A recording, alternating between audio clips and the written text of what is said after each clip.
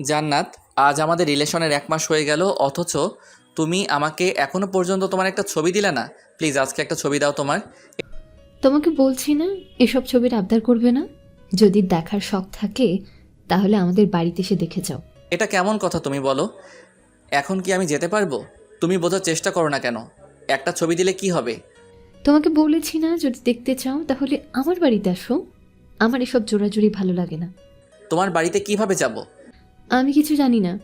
আচ্ছা, তোমার জানতে হবে না। দেখি, যেদিন যেতে পারবো সেদিনই তোমাকে দেখব। এই তো ছেলের মতো কথা। ওই স্যার বলতে হবে না। ঠিক আছে বললাম না। ওই বাবু, এখন বাই। মা আসছে, পরে কথা হবে। তাই বলে ফোনটা রেখে চলে গেল। এখন আসেন, আমাদের পরিচয়টা জেনে নিন। আমি হৃদয়, এবার অনার্স 3য় বর্ষের ছাত্র। আর যে মেয়েটির সাথে কথা বললাম তার নাম জান্নাত। আমি ঢাকায় থেকে লেখাপড়া করি, আর জান্নাতের বাড়ি সিরাজগঞ্জ। জান্নাত এবার ইন্টার ফার্স্ট ইয়ারে পড়ে। আমাদের প্রথম পরিচয় ফেসবুকে। আস্তে আস্তে কথা বলতে বলতে দুজন দুজনের খুব ভালো বন্ধু হয়ে যাই, কিন্তু কখন যে আমি অজান্তেই তাকে ভালোবেসে ফেলি আমি নিজেও জানি না। তাকে কোনোদিন দেখি নাই, কিন্তু আমার মনের ঘরে তাকে নিয়ে একটি স্বপ্ন বেঁধেছি। ওর কাছে যতদিন ছবি চাইছি ততদিন আমাকে নিষেধ করছে। আপনারা দেখলেন তো এখন কি বলল। হৃদয়, একটু এদিকে আয় তো। পরিচয়টা তো দিয়ে দিলাম, এখন মা ডাকছে, বাকিটা আপনারা পড়ে নিন। হ্যাঁ মা, বলো কি হয়েছে? ঘরটা এমন অবহেলা করে রেখেছিস কেন? নিজের ঘরটা গুছিয়ে রাখতে পারিস না? ওহো মা, তুমি জানো আমি একটু অগোছালো, তবু প্রতিদিন একই কথা কেন বলো? 2 দিন পরে বউ যখন ঘরে আসবে তখন কি করবি, হ্যাঁ? মা তুমি যে কি বলো না, তখন তো তোমার বৌমা এসব করবে। হয়েছে, আর বলতে হবে না। তাড়াতাড়ি রেডি হয়ে নাস্তার টেবিলে আয়। নাস্তা রেডি আছে, খেয়ে ভার্সিটিতে যা। ঠিক আছে মা। তারপর আমি রেডি হয়ে নাস্তা করে ভার্সিটিতে যাই। ভার্সিটিতে আমার বেস্ট ফ্রেন্ড হচ্ছে ইব্রাহিম। সেই ইন্টার থেকে আমরা দুজনে একসাথে লেখাপড়া করছি। দুজন দুজনের বেস্ট ফ্রেন্ড, কখনো আমাদের মধ্যে ঝগড়া হয় না। ভার্সিটিতে যেতেই দেখলাম ইব্রাহিম বট গাছের নিচে বসে আছে। কিরে, কখন আসলি? এই তো দোস্ত 5 মিনিট হলো। আজ দেখছি তোর মন খারাপ, ব্যাপার কি? কিছু হয়েছে নাকি? আরে না রে দোস্ত, কিছু হয়নি। তো তুই একা বসে কেন? আর সবাই আসেনি? সবাই এসেছে। সবাই যে যার ক্লাসে চলে গেছে। আমি তোর জন্য অপেক্ষা করছি এখানে। তো তুই তোর ক্লাসটা মিস করলি? আরে একদিন ক্লাস না করলে কিছু হয় না। পরের ক্লাস কয়টায়? 10টা 40-এ। আচ্ছা ঠিক আছে, তাহলে ততক্ষণ একটু আড্ডা দেই। হ্যাঁ তাই তো বলবি। মহারাজ দেরি করে আসবে, আর ক্লাস মিস করবেন, আড্ডা দিতে হবে। দোস্ত, কাল থেকে আর লেট হবে না, প্রমিস। তুই তো প্রতিদিনই প্রমিস করিস, একদিনও কি রাখতে পারিস? সরি দোস্ত, আর হবে না। ঠিক আছে। তারপর বসে দুজনের আড্ডা দেই। 10টা 20-এ সবার ক্লাস শেষ হয় আর সবাই বটগাছ তলায় চলে আসে। তারপর সবাই মিলে আড্ডা দেই। এই সুমন, তোর বাবার কী অবস্থা এখন? হাসপাতালে ভর্তি আছে।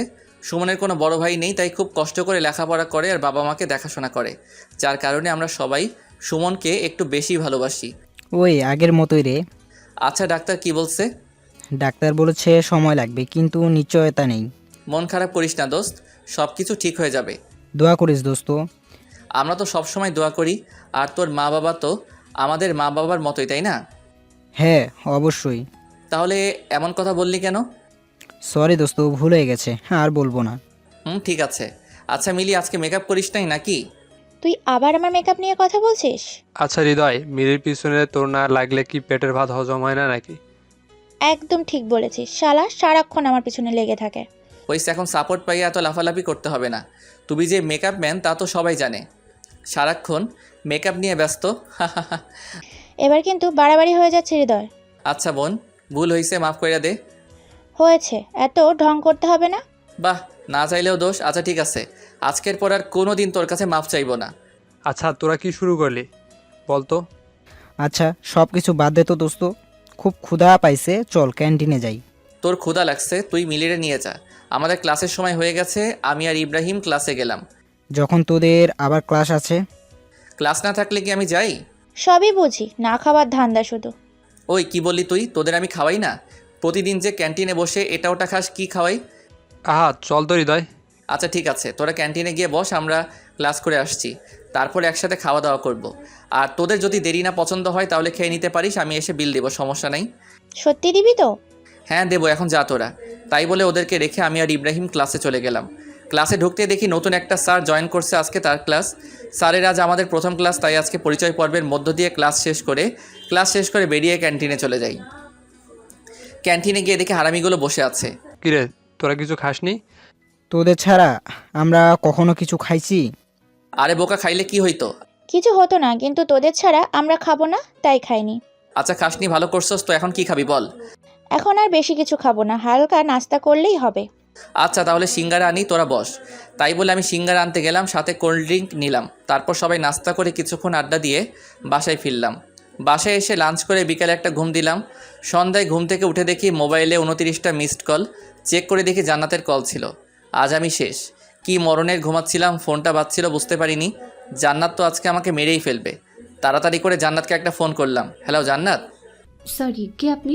আর কাকে ফোন করেছেন? আমি সরি, আসলে ভার্সিটি থেকে এসে লাঞ্চ করে একটু ঘুমিয়ে পড়ছিলাম, তাই বুঝতে পারিনি তখন ফোন করছিলা। সরি। তো ঘুম থেকে উঠেছেন কেন? যান ঘুমান। সরি তো জান। তোমার এই সরি আমার আর ভালো লাগে না। আচ্ছা ঘুমিয়ে পড়েছিলাম তো কি করব। কিচ্ছু করতে হবে না, চুপচাপ বসে থাকো। বাই। তাই বলে ফোনটা কেটে দিল। আল্লাহ গো, মেয়েটা কত রাগ করে। আল্লাহ তুই মেয়েটাকে একটু হেদায়েত দান করো। ফোনটা কেটে যাওয়ার সাথেই আবার ফোন করলাম। কি ব্যাপার, আবার ফোন করেছো কেন? আমার জান পাখিটা, প্লিজ কথা বলো। তোমার সাথে আবার কিসের কথা? কথার কি শেষ আছে? হ্যাঁ, কথা শেষ আছে। তোমার সাথে আমার আর কোনো কথা নেই।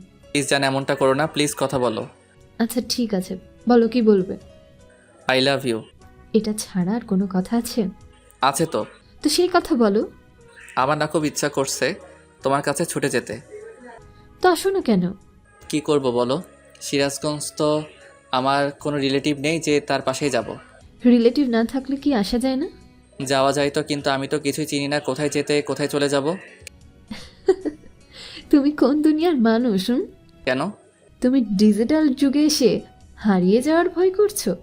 আমি আমার ভয় করি না। যদি তুমি কোনো কারণে হারিয়ে যাও, সেদিন আমার মরণ ছাড়া কিছু হবে না। হয়েছে, এখন আর ইমোশনাল কথা বলতে হবে না। তারপর জান্নাতের সাথে অনেকক্ষণ কথা বলে ফোনটা রেখে একটু ছাদে যাই। আমাদের ছাদে একটি দোলনা আছে, তো ছাদে গিয়ে দোলনায় বসে দোল খাচ্ছিলাম, এমন সময় সুমনের ফোন আসলো। হ্যালো হৃদয়, তুই কোথায়? কিরে কি হয়েছে, এভাবে কথা বলছিস কেন? বাবা কেমন জানি করছে, তুই একটু তাড়াতাড়ি হসপিটালে আসবি। আচ্ছা আমি আসতেছি দাঁড়া। তাই বলে ফোনটা রেখে বাসা থেকে বেরিয়ে ইব্রাহিমের বাসায় গেলাম। ইব্রাহিমকে সাথে নিয়ে হাসপাতালে চলে গেলাম। হাসপাতালে গিয়ে দেখি সুমন একটা বেঞ্চের উপরে বসে আছে। আমি সুমনকে বললাম, কি হয়েছে সুমন? বাবার হার্ট অ্যাটাক হয়েছে। কি বলিস, এখন আঙ্কেল কই? ডাক্তার অপারেশন করছে। আচ্ছা তুই কোনো চিন্তা করিস না, সব কিছু ঠিক হয়ে যাবে। তোরা তো জানিস আমি বাবার জন্য কত কিছু করছি। বাবা এমন হলে আমি আর মা থাকবো কিভাবে? আরে কিছু হবে না আঙ্কেলের। আমি সুমনকে সান্ত্বনা দিতে লাগলাম। সান্ত্বনা দিতে দিতে দেখি ডাক্তার অপারেশন শেষে বাহিরে আসলো। আমরা ডাক্তারের কাছে গিয়ে বললাম, অবস্থা ডাক্তার? অবস্থা খুব একটা ভালো নয়, রোগী চাইছে না বাঁচতে। আমরা এখন কি করবো বলেন? মানে কি বলছেন আপনি? উনি হার্টের পেশেন্ট, কিন্তু সেদিকে আমি কোনো চিন্তাই করেন না, সারাক্ষণ নিজের প্রতি অবহেলা করে। এখন আমরা কি করব? আচ্ছা ডাক্তার, এখন কোনো উপায় নেই কি? হ্যাঁ আছে, অনেক মেন্টালি সাপোর্ট দিতে হবে। আচ্ছা ঠিক আছে ডাক্তার, আমরা যথেষ্ট চেষ্টা করব। ঠিক আছে। তারপর ডাক্তার চলে যায়, আমরা সুমনের বাবার কাছে যাই। সুমনের বাবার কাছে গিয়ে বলি, আঙ্কেল এখন কি অবস্থা? এই তো বাবা, জীবন্ত লাশ হয়ে শুয়ে আছি। এমন কথা বলছেন কেন? কি বলবো বাবা, আর কতদিন এভাবে থাকবো? অনেক দিন তো হয়ে গেল। হ্যাঁ অনেক দিন হয়ে গেল। আপনি জানেন আপনি অসুস্থ হওয়ার পর থেকে সুমন আর আন্টি কত কষ্ট করছে। যেখানে সুমনের পড়াশোনায় মনোযোগী হওয়ার কথা, সেখানে পড়াশোনার পাশাপাশি আপনার চিকিৎসা খরচ জোগাতে হয়, পরিবার চালাতে হয়। এই বয়সে সুমনকে কত কষ্ট করতে হচ্ছে বলেন। আর আপনি যদি নিজেকে এভাবে গুটিয়ে নেন তাহলে কিভাবে হবে? আপনার ছেলের দিকেও তো দেখতে হবে নাকি? আপনার ছেলের দুঃখটা কি একটু বোঝার চেষ্টা করবেন না? একটু সুস্থ হয়ে ওঠেন, সবাইকে ভালো রাখতে হবে তো। ঠিক বলছো বাবা, আমি একটা অপদার্থ বাবা। যেখানে বাবাকে সব দায়িত্ব পালন করতে হবে, সেখানে আমার ছেলে আমার দায়িত্ব পালন করছে। তাহলে বুঝেন, এখন আপনাকে যত তাড়াতাড়ি সম্ভব সুস্থ হয়ে উঠতে হবে। আর কোনো চিন্তা করবেন না, আমরা আছি তো, সবসময় হাসি খুশি থাকার চেষ্টা করবেন। ঠিক আছে বাবা, তোমাদের অনেক কষ্ট দিলাম। আমাদের কোনো কষ্ট নেই, তুমি তাড়াতাড়ি সুস্থ হয়ে ওঠো। আমাকে সুস্থ হতেই হবে। এই তো আঙ্কেল, এখন বুঝতে পেরেছেন। তারপর কিছুক্ষণ আঙ্কেলের সাথে কথা বলার পর সুমনকে বুঝিয়ে রেখে আমি আর ইব্রাহিম চলে আসি। বাসায় এসে ঘুমিয়ে পড়ি। পরের দিন ঘুম থেকে উঠে ফ্রেশ হয়ে নাস্তা করে একটু আড্ডা দিতে বেরিয়ে পড়ি। আজ ভার্সিটিতে ক্লাস নেই, তাই ভার্সিটিতে যাওয়া হলো না। আমাদের একটা আড্ডাখানা আছে, সেখানে যেদিন ভার্সিটির সবাই আড্ডা দেই, আজকেও তো আর বিকল্প নেই। সবাই এসে পড়েছে, সবাই বসে আড্ডা দিচ্ছি। হঠাৎ এমন সময় ইব্রাহিমের ফোনে একটা কল আসে। ইব্রাহিম, তোমার ছোট চাচার বিয়ে ঠিক হয়েছে। আগামীকাল আমাদের গ্রামের বাড়ি যেতে হবে। কি বলছো বাবা, সত্যি? হ্যাঁ, সত্যি। আমার অনেক মজা হচ্ছে। দাঁড়াও বাবা, আমি তাড়াতাড়ি বাসায় আসছি। আচ্ছা, ঠিক আছে। ইব্রাহিম ফোনটা রাখা মাত্রই আমি ইব্রাহিমকে বললাম, কী রে, কী হয়েছে, এত খুশি কেন? আর বলিস না, আমার ছোট চাচার বিয়ে ঠিক হয়েছে। কাল সকাল সকাল আমাদের গ্রামের বাড়িতে যেতে হবে। গ্রামের বাড়ি? তোর আবার গ্রামের বাড়ি আছে নাকি? হ্যাঁ রে, তোকে এর আগে বলা হয়নি, কারণ আমার ছোটবেলা থেকেই ঢাকার বড় হয়েছি। গ্রামে 2-1 বার গিয়েছিলাম। তোদের গ্রামের বাড়ি কই? সিরাজগঞ্জ। কি শালা, তোর বাড়ি সিরাজগঞ্জ? আমাকে বলবি না? কেন রে, কি হয়েছে? শালা, আমার সিরাজগঞ্জে একটা কাজ আছে। আমার কোনো রিলেটিভ থাকে না, তাই যাইতে পারতেছি না। আর তোর গ্রামের বাড়ি ওখানে, আমাকে আগে বলবি না? সিরাজগঞ্জ তোর আবার কি কাজ আছে? তোকে বলা যাবে না, একটু সিক্রেট। অনেক দিন ধরেই যাবো যাবো বলছে, কিন্তু যাওয়া হচ্ছে না। আচ্ছা, এতই যখন সিগারেট, তাহলে একটা কাজ করতে পারিস। কি কাজ? আমাদের সাথে কাল আমাদের গ্রামের বাড়িতে চল, তাহলে আমার চাচার বাড়ি গিয়ে তোর কাজটা হয়ে যাবে। আমি ইব্রাহিমের কথা ফেলতে পারলাম না, কারণ আমি সিরাজগঞ্জ যাওয়ার জন্য অনেক চেষ্টা করছিলাম। এখন সুযোগ পেয়েছি, হাতছাড়া করব না। তাহলে তো খুব ভালো হয়। আচ্ছা ঠিক আছে, তাহলে রেডি হয়ে নিস, কাল সকালে রওনা দিব। আচ্ছা ঠিক আছে দোস্ত। আজকে আমি অনেক খুশি, কারণ জান্নাতের সাথে দেখা করার জন্য সিরাজগঞ্জে যাচ্ছি। বাসায় গিয়ে জান্নাতকে ফোন দিলাম। হ্যালো জান্নাত, এবার তুমি পালাবে কোথায়? এবার তোমাকে দেখেই ছাড়বো। মানে কি বলছো তুমি? আগামীকাল আমি সিরাজগঞ্জ যাচ্ছি। সত্যি? আগামীকাল তুমি আমার সাথে দেখা করার জন্য সিরাজগঞ্জ আসছো? হ্যাঁ জান, সত্যি।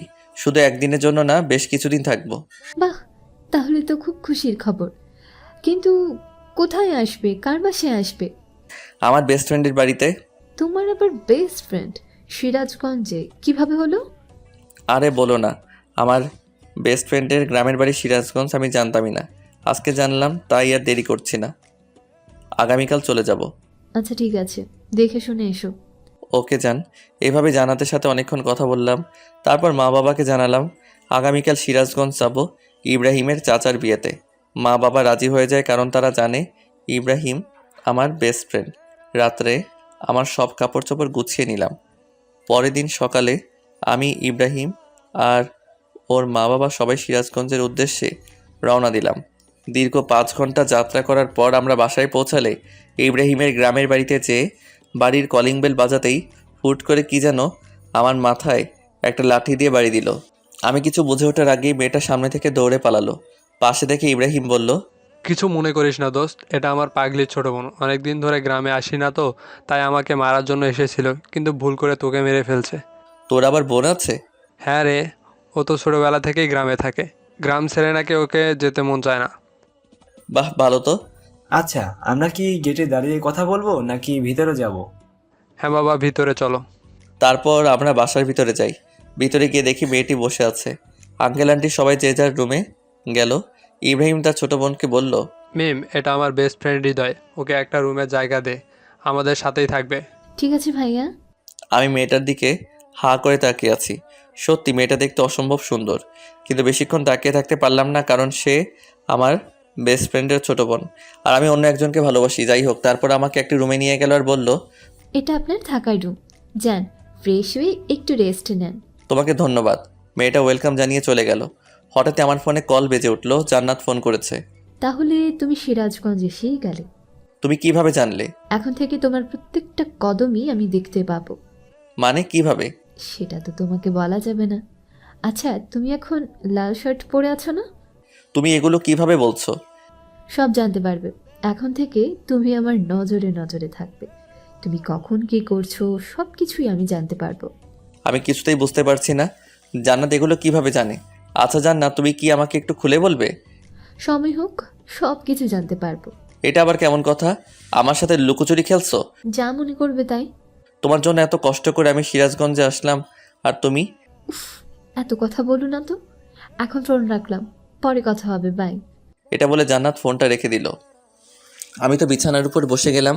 বিছানার উপর বসে ভাবছি, জান্নাত আমার উপস্থিতি বুঝলা কিভাবে, আর জানলেই বা কিভাবে? আমি কি পোশাক পরে আছি? না, ঘটনাটা কেমন জানি এলোমেলো লাগছে। এগুলো ভাবতে ভাবতে গিয়ে ফ্রেশ হয়ে নিলাম। ফ্রেশ হয়ে একটু রেস্ট নিলাম। অনেকক্ষণ পর ইব্রাহিম আমার রুমে এসে আমাকে ডেকে বলল, হৃদয়, তুই তো কখনো গ্রামে আসিসনি, আর আমিও অনেক দিন ধরে গ্রামে আসিনি, তাই চল বাইরে থেকে একটু ঘুরে আসি। আচ্ছা ঠিক আছে চলো। আমি আর ইব্রাহিম বাড়ি থেকে বের হতে যাব, এমন সময় মিম সামনে এসে দাঁড়িয়ে বলল, ভাইয়া কোথায় যাচ্ছিস? এ তো একটু বাইরে ঘুরতে যাব। কেন?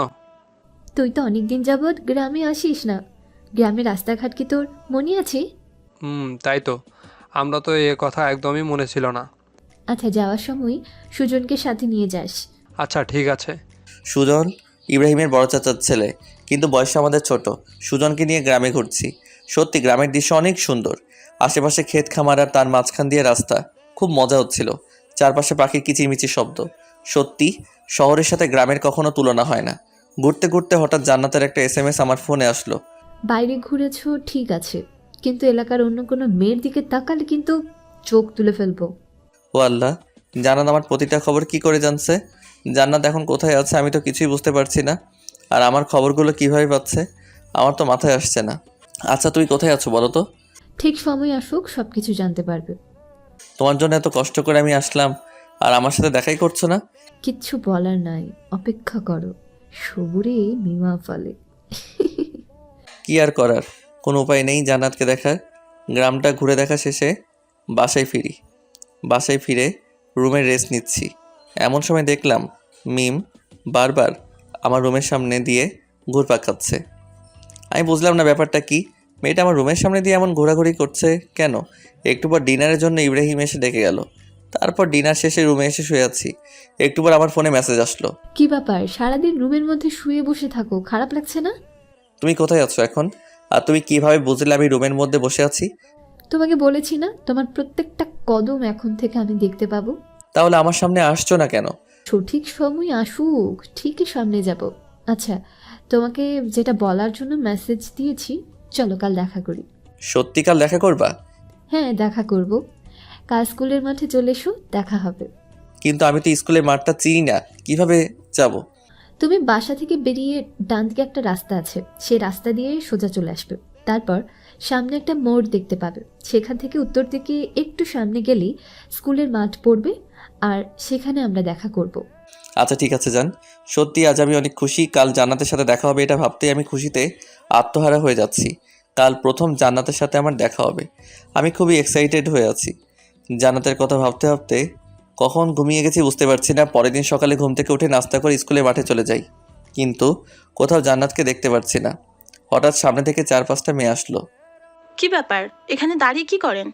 দেখলাম মেয়েগুলোর মধ্যে মিম মেয়েটি আছে। কি বলবো বুঝতে পারছিলাম না। কি হলো, কিছু বলেন না কেন? কি বলবো, একজনের সাথে দেখা করার জন্য আসছি কিন্তু তাকে খুঁজে পাচ্ছি না। কার সাথে দেখা করতে এসেছেন ভাইয়া? জান্নাতের সাথে দেখা করতে আসছি। ও, তাহলে আপনি সেই হৃদয়। হ্যাঁ, কিন্তু আপনারা কারা? আমরা জান্নাতের ফ্রেন্ড। ও আচ্ছা, কিন্তু আপনাদের ফ্রেন্ড কোথায়? জান্নাত তো আসেনি। কেন? জান্নাতের তো আজকে আমার সাথে দেখা করার কথা ছিল। সরি, আজ জান্নাত আপনার সাথে দেখা করবে না। আপনি কি ভেবেছেন জান্নাতের দেখা পাওয়া খুব সহজ? সহজ হবে না কেন? আমি তো তাকে ভালোবাসি। ভালোবাসেন, তাতে কি দেখা হচ্ছে না? আচ্ছা শুনে, এখানে যখন এসেই পড়েছেন, তাহলে আজকে আপনি আমাদের খাওয়াবেন। আমি আপনাদের কেন খাওয়াবো? বারে, দেখতে হবে না আপনি কিপটা নাকি? আমি গিফটটা নই। সেটা তো দেখতেই পাচ্ছি। যদি কিপটা না হতেন, তাহলে আমরা জান্নাতের ফ্রেন্ড জানার পর আমাদের খাওয়াতে না করতেন না। আমি কিভাবে বুঝবো যে সত্যি আপনারা জান্নাতের ফ্রেন্ড? আপনি কি আমাদের চিটার ভাবছেন? হইতেও পারেন, কিভাবে বুঝবো? আচ্ছা ঠিক আছে, আমরা চিটার। জান্নাতের সাথে দেখা হওয়ার কথা ভুলে যান। কেন জান্নাতের সাথে দেখা হওয়ার কথা ভুলে যাব কেন? জান্নাত আপনার সাথে দেখা করবে না, আপনি আমাদের চিটার বললেন। আচ্ছা আমার ভুল হয়েছে, সরি। প্লিজ জান্নাতের সাথে দেখা হওয়ার ব্যবস্থা করে দিন। আপনি তো আমাদের খাওয়াতেই চাইলেন না, তাহলে দেখা করানোর কথা ভাববো কিভাবে? হঠাৎ এমন সময় ফোনে মেসেজ আসলো। ও, চুপচাপ আমার ফ্রেন্ডরা যা বলে তাই শোনো। ওরা যা খেতে যায় তাই খাওয়াবেন, না হলে কিন্তু তোমার সাথে দেখা করব না। কিন্তু তুমি কোথায় আছো? আর আজ তো আমার সাথে দেখা করার কথা ছিল। দেখা করার কথা ভুলে যাও। যদি আমার ফ্রেন্ডরা খুশি হয় তোমার প্রতি, তাহলে আমি দেখা করব। কি আর বলবো, বলির পাঠা জান্নাতের সব ফ্রেন্ডকে বললাম চলেন আপনাদের খাওয়াতে নিয়ে যাই। কিন্তু আমরা তো চিটার, তাহলে আমাদের খাওয়াবেন কেন? প্লিজ বোন, মাফ চাই। প্লিজ চলেন। তারপর সবাইকে নিয়ে রেস্টুরেন্টে যাই এবং সবাইকে ইচ্ছা মতো খাওয়াই। একেবারে বিল এসেছে 1850 টাকা। পকেট অর্ধেক ফাঁকা করে ফেললো শুধু একবারই। আল্লাহ জানে আমার পকেট থেকে আর কত খসবে। হোটেলের বিল দিব শেষে জান্নাতের ফ্রেন্ডদের বললাম, এখন তো জান্নাতের সাথে দেখা করার ব্যবস্থা করে দিবেন প্লিজ। আচ্ছা ভেবে দেখি, যদি মনে হয় আপনার সাথে জান্নাতের দেখা করানো যাবে তাহলে দেখা করাবো। এটা কেমন কথা? হ্যাঁ, এইটাই কথা। আর হ্যাঁ, আমার ভাইয়া যেন আজকের ব্যাপারে কোনো কিছু না জানে। আচ্ছা ঠিক আছে। একে তো পকেট থেকে এতগুলো টাকা খসালো, আবার জান্নাতের সাথে দেখা করার ব্যবস্থা করে দিল না। কেমনটা লাগে আপনারাই বলেন তো। দুঃখ ভরা মন নিয়ে বাসায় ফিরলাম। বাসায় ফিরে ফ্রেশ হয়ে ছাদে যাই। ছাদে গিয়ে বসে আছি, কিছু ভালো লাগছে না। বারে বারে জান্নাতের কথা মনে পড়ছে। জান্নাতের সাথে খুব দেখা করতে ইচ্ছে করছে কিন্তু পারছি না। এমন সময় মিম ছাদে চলে আসে আর আমাকে বলে, কি ব্যাপার দুলা ভাই, ছাদি একা একা কি করেন? তুমি আমার সব খবর জান্নাতকে বলো তাই না? সেটা জেনে আপনি কি করবেন? জানি, তুমি জান্নাতকে আমার সকল খবর বলো। তুমি ছাড়া বলার মতো এই বাসায় আর কেউ নেই। হ্যাঁ, আমি বলি তো, কি হয়েছে? মিম প্লিজ জান্নাতের সাথে একবার দেখা করার ব্যবস্থা করে দাও না। সরি, আমি পারবো না। এটা বলে মিম আমাকে ভেঙচি কেটে নিচে চলে যায়। কি বলবো কিছু বুঝি না। সবাই আমার সাথে প্রতারণা শুরু করে দিয়েছে। কার জন্য এই সিরাজগঞ্জে আসলাম তার সাথে আমার দেখা হচ্ছে না। বিয়ের এখনও 3 দিন বাকি, আর তাই সবাই প্ল্যান করে যমুনা নদীতে ঘুরতে যাবে।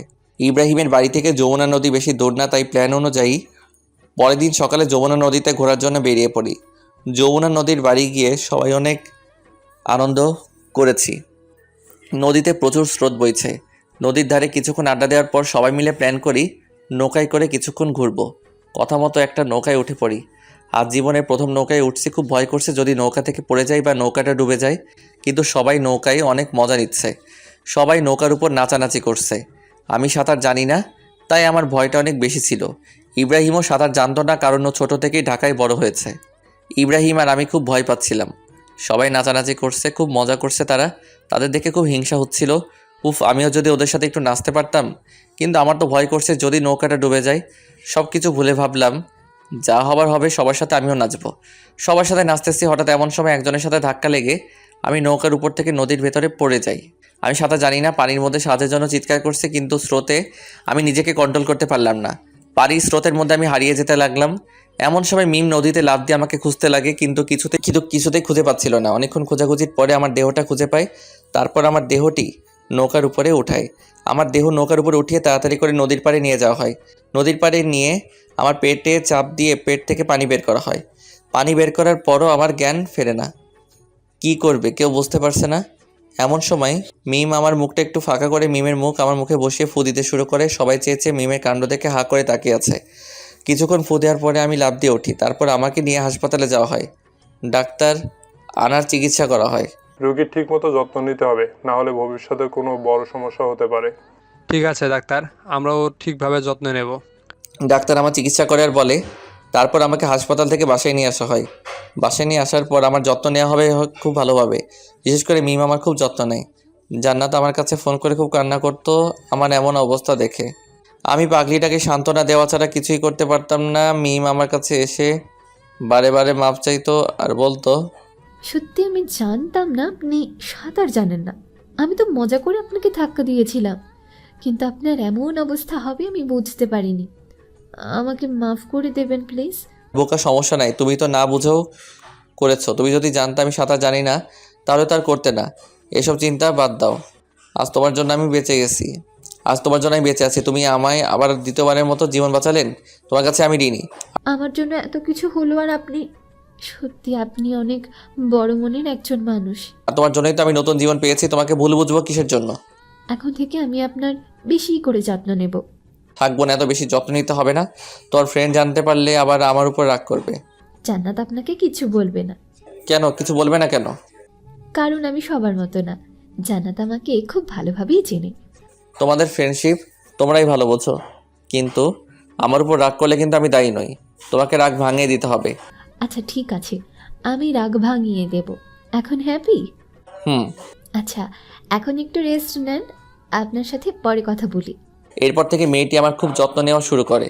আজ ইব্রাহিমের চাচার গায়ে হলুদ। আমিও প্রায় সুস্থ হয়ে গেছি শুধুমাত্র মিমের যত্ন নেওয়ার জন্য। গায়ে হলুদের অর্ধেক দায়িত্ব আমার ও ইব্রাহিমের উপর। আমাকে আর ইব্রাহিমকে বিয়ের দায়িত্ব পালন করতে হচ্ছে। গায়ে হলুদের প্যান্ডেল সাজানো, বাড়িতে সুন্দরভাবে ডেকোরেশন করা, লোকজনের খাওয়া দাওয়ার ব্যবস্থা করা, সব কিছু ছিল আমার ও ইব্রাহিমের উপর দায়িত্ব। গায়ে হলুদের জন্য প্যান্ডেল সাজাচ্ছি আর বাড়িতে ডেকোরেশন দিয়ে সাজাচ্ছি। বিকেলবেলা গায়ে হলুদের অনুষ্ঠানে মেয়ে পক্ষরা চলে আসে। হলুদ মাখাতে অনেক মেয়ে আছে, তার মধ্যে একটি মেয়ে দেখতে অনেক সুন্দর ছিল। আমাকে দেখে বারবার আশেপাশে ঘুরতে লাগে। এমনটা দেখে মিম খুব ক্ষিপ্ত হতো। আমি কিছুতেই বুঝতাম না মিম আমার উপর ক্ষিপ্ত কেন। মিম আমাকে বারে বারে বলতো, আজ গায়ে হলুদ অনেক মেয়ে আসছে, যদি কোনো মেয়ের সাথে উল্টাপাল্টা কিছু করতে চান তাহলে কিন্তু আপনার খবর আছে। তোমার ফ্রেন্ড তো আমার সামনে আসে না, তাহলে আমি যদি অন্য কারোর সাথে কিছু করি অসুবিধা কি? কি বললেন? আপনার সাহস তো কম না। অন্য কোনো মেয়ের দিকে চোখ তুলে তাকালে আপনার চোখ দুটো উঠিয়ে মার্বেল খেলবো। আচ্ছা, আমি যদি অন্য কোনো মেয়ের দিকে তাকাই তাহলে তোমার কি? ইয়ে, একদম বেশি বেশি করার চেষ্টা করবেন না।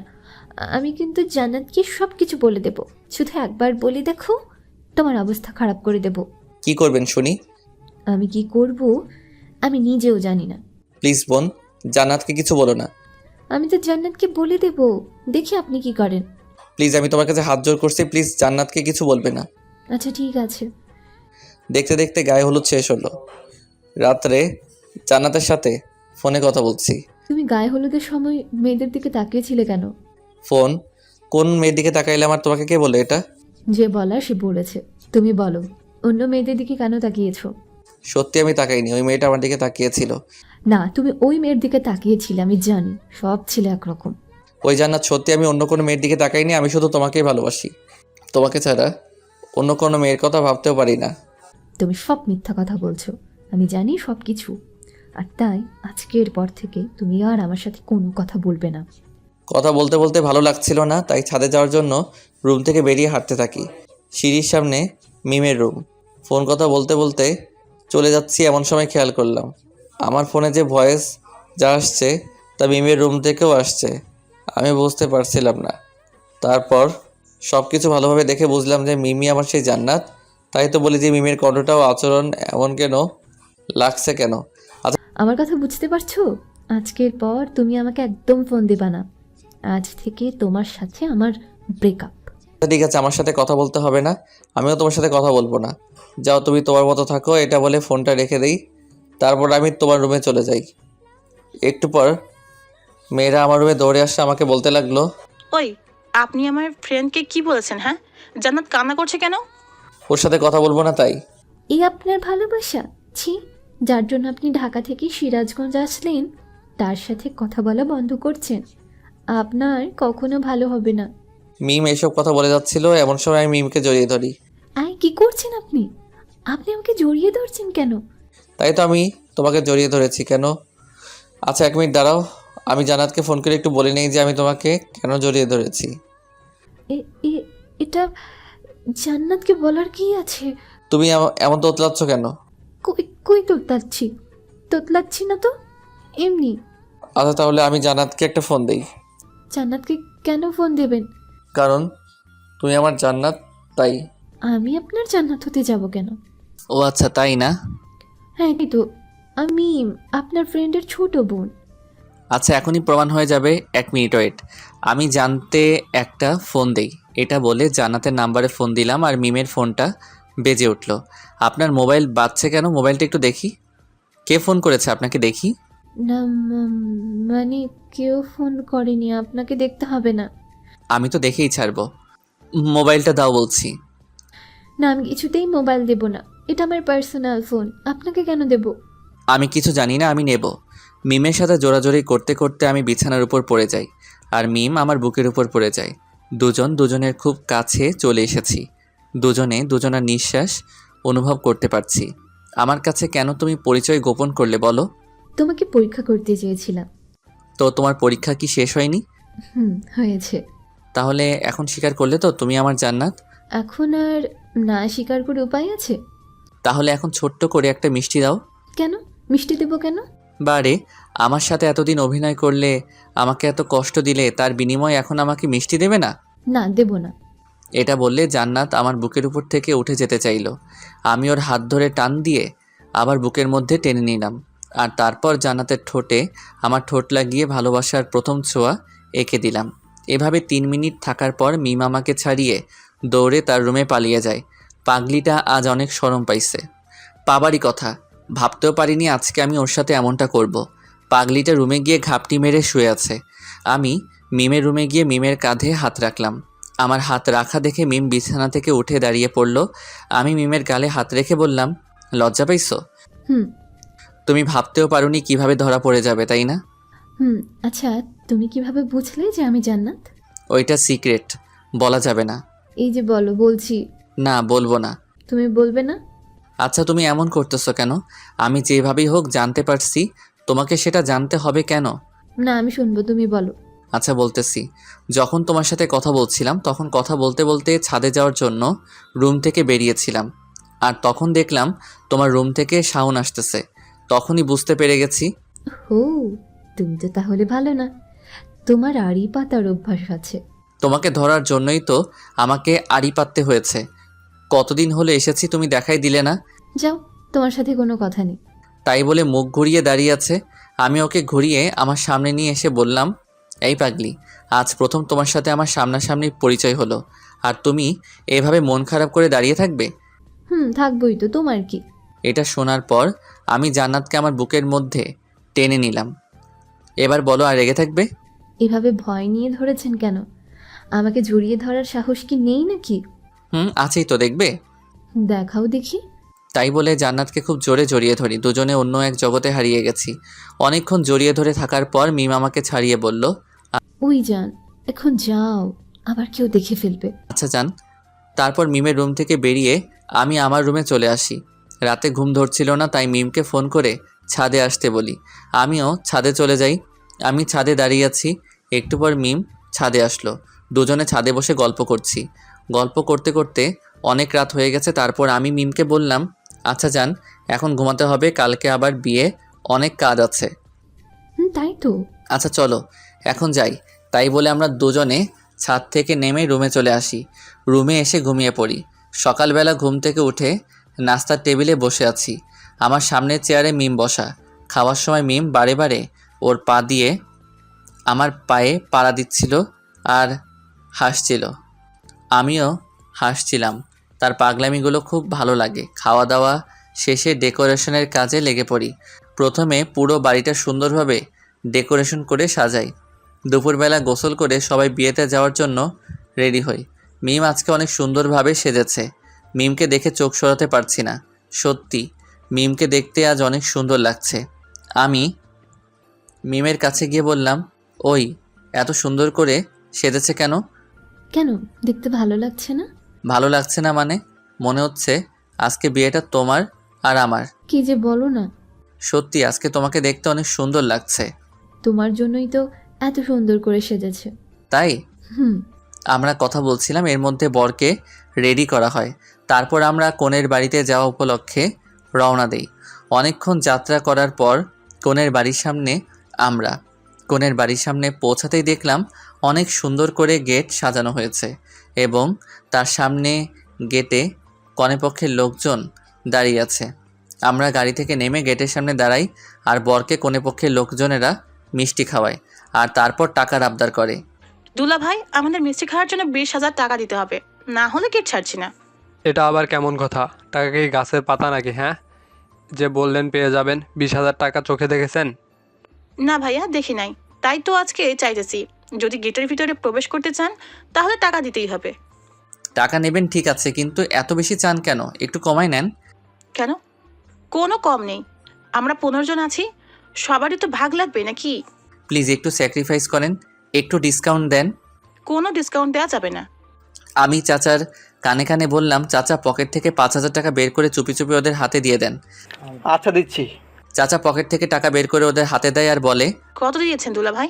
হাতে দেয়। ওরা বলে, দেখেন না কত দেয়া হয়েছে। এ কি, এখানে তো মাত্র 5,000 টাকা। মাত্র 5,000 টাকার জন্য তো এত বড় গেট সাজায়নি। প্লিজ এত বাড়াবাড়ি করবেন না, যা দেওয়া হয়েছে তাই রাইখা দেন। না না, আমরা কোনো কথাই শুনবো না। আচ্ছা ঠিক আছে, একটু কমিয়ে দিলাম, 18,000 টাকা দেন। পাগল হয়েছেন নাকি আপনারা? আমরা কিছু জানি না, টাকা পেলে তবেই গেট ছাড়বো, তাছাড়া গেট ছাড়ছি না। অনেকক্ষণ ধরে তর্কাতর্কি করতে করতে শেষ পর্যন্ত 9,000 টাকা ম্যানেজ করে ফেললাম। উফ, কি ডাকাত রে ভাই, শুধু গেট ধরে 9,000 টাকা নিয়ে নিল। গেট দিয়ে ভেতরে প্রবেশ করে আমরা বসে আছি। একটু পর বিয়ে পড়ানো কাজ শুরু হলো। আলহামদুলিল্লাহ, দেখতে দেখতে বিয়েটা সম্পূর্ণ হয়ে গেল। বিয়ে শেষে খাওয়া দাওয়ার পর্ব শুরু। কনেপক্ষ দেখছি খাওয়া দাওয়ার বিশাল আয়োজন করেছে। অনেক রকম আইটেম করা হয়েছে। সবাই অনেক মজা করে খাওয়া দাওয়া করা হলো। খাওয়া দাওয়া শেষে বরকনেকে নিয়ে বাড়িতে ফিরি। সারাদিন অনেক ধকল গেছে, তাই বাসায় ফিরেই বরকনেকে তাদের বাসর ঘরে ঢুকিয়ে আমরা সবাই যে যার রুমে গিয়ে শুয়ে পড়ি। আমি রুমে গিয়ে শুয়ে আছি, কিন্তু ঘুম ধরছে না। কিছুক্ষণ চুপচাপ শুয়ে থাকার পরও ঘুম ধরছিল না। না পেরে জান্নাতকে ফোন করে ছাদে আসতে বললাম। দুজনে ছাদে গিয়ে বসে আছি। আজ তো চাচার বাসর রাত। তো এই বাসর রাত নিয়ে মানুষের কত পরিকল্পনা থাকে, তার কোনো শেষ নেই। থাকবই তো। রাতে দুজন দুজনকে খুব ভালোভাবে জেনে নেয়, বুঝে নেয়, ভালোবাসা আদান প্রদান করে। আমাদেরও এমন হবে, তাই না? চাতুষ্টু। ওই কিছু ভালো লাগছে না, একটা পাপ্পি দাও না। খুব লোভ ধরেছে তাই না? একটুখানি দাও না জান। দিন দিন তোমার চাহিদা কিন্তু বেড়েই যাচ্ছে। কি দেবে না তো? না, দেব না। ওকে। তাই বলে ছাদ থেকে নেমে আসতে ধরলাম। এমন সময় জান্নাত আমার হাত টেনে বুকের মধ্যে জড়িয়ে ধরে আমার ঠোঁটে ঠোঁট লাগিয়ে ভালোবাসার ছোঁয়া এঁকে দিল। ঠিক 5 মিনিট পর ছেড়ে দেয়। উফ, আরেকটু হলেই তো মরেই যেতাম। নিঃশ্বাসটা থেমে এসেছিল। কি আর লাগবে? না জান, আজকে আর চাই না। আচ্ছা ঠিক আছে, এখন চুপচাপ রুমে গিয়ে ঘুমিয়ে পড়বো। আচ্ছা যান। তারপর সোজা রুমে গিয়ে ঘুমিয়ে পড়ি। পরের দিন ঘুম থেকে উঠে সবাই বরকনেদের দিকে তাকিয়ে আছি। সবাই খুব হাসাহাসি করছে আর বলছে, রাত কেমন কাটলো? ওহ ভাবি, তুমি না এইসব নিয়ে কেউ জিজ্ঞেস করে? আই হাই, আমার দেবর তো লজ্জায় লাল হয়ে গেছে। চাচা কোনো কথা বলতে পারছে না, লজ্জায় লাল হয়ে গেছে। আর চাচির তো কোনো কথাই নেই। অনেকক্ষণ মজা করার পর বরকনেকে সকালে নাস্তা করানো হয়। তারপর আমরা সবাই নাস্তা করি। নাস্তা করে কাজে লেগে পড়ি, কারণ বিকেলবেলা কনে পক্ষ থেকে আমাদের বাড়িতে আসবে। খাওয়া দাওয়া সব ব্যবস্থা করতে হবে। ইব্রাহিমকে বাবুরকে আনতে পাঠিয়ে দেই। বাবুর চিরা রান্নার কাজে লেগে পড়ে। আমিও রান্নার কাজে লেগে পড়ি। দুপুরের মধ্যে সব রান্না শেষ করে ফেলে। আমাদের রান্না শেষ হতে হতেই মেয়ে পক্ষ বাড়িতে চলে আসে। তারপর খাওয়া দাওয়ার পর্ব শুরু করে দেই। সবার আগে সকল মেয়ে পক্ষকে খাওয়াই, তারপর এলাকার লোকজনকে খাওয়াই। সবাইকে খাওয়ানো শেষে রাতে কনে পক্ষের লোকজন বরকনেকে তাদের বাড়িতে নিয়ে যায়। বরকনেকে কনে পক্ষের সাথে পাঠিয়ে বাড়িতে সব কিছু গুছিয়ে নিয়ে সবাই রেস্ট নিতে যে যার রুমে চলে যায়। সারাদিন কাজ করার পর শরীরটা খুব ক্লান্ত লাগছে, তাই রেস্ট নেওয়ার জন্য রুমে চলে যাই। বিছানায় শুয়ে আছি আর কি যেন ভাবছি। হঠাৎ কখন ঘুমিয়ে পড়েছি নিজেও জানি না। সকালবেলা জান্নাতের ডাকে ঘুম ভাঙে। এই যে মহারাজ, এখনো ঘুম থেকে ওঠোনি? কি, কয়টা বাজে? 9টা বাজে, আর আপনি পড়ে পড়ে ঘুমাচ্ছেন। কি বলো, এখন এত বেলা হয়ে গেল? আপনি তো পড়ে পড়ে ঘুমাচ্ছিলেন, কিভাবে জানবেন? তাই তো। আচ্ছা তুমি যাও, আমি ফ্রেশ হয়ে আসছি। ওকে। তারপর জান্নাত রুম থেকে চলে যায় আর আমি ফ্রেশ হয়ে নাস্তার টেবিলে চলে যাই। নাস্তার টেবিলে বসে জান্নাত আর আমার চোখে চোখে কথা হচ্ছিল। এমন সময় খেয়াল করলাম ইব্রাহিম আমার দিকে তাকিয়ে আছে। আমি আর কিছু করলাম না, চুপচাপ নাস্তা করে রুমে চলে আসলাম। অনেকক্ষণ ধরে রুমে বসে আছি, কিছু ভালো লাগছে না, তাই ছাদে চলে গেলাম। ছাদে গিয়ে দাঁড়িয়ে আছি। কিছুক্ষণ পর অনুভব করলাম কেউ একজন পেছন থেকে আমাকে জড়িয়ে ধরলো। আমি পিছনে তাকিয়ে দেখি জান্নাত। কি ব্যাপার, তুমি কখন আসলে? দেখলাম তুমি ছাদে আসছো, তাই পেছনে পেছনে চলে আসলাম। তো পিছন থেকে এইভাবে জড়িয়ে ধরলে কেন? কেন, ভালো লাগছে না বুঝি? ভালো লাগবে না কেন? এই দিনের বেলা তুমি আমাকে জড়িয়ে ধরে আছো, কেউ যদি দেখে তাহলে সমস্যা হবে তো। কেউ দেখলে দেখুক, আমার বইয়েই গেছে তাতে। পাগলামি করো না, একটু বোঝার চেষ্টা করো।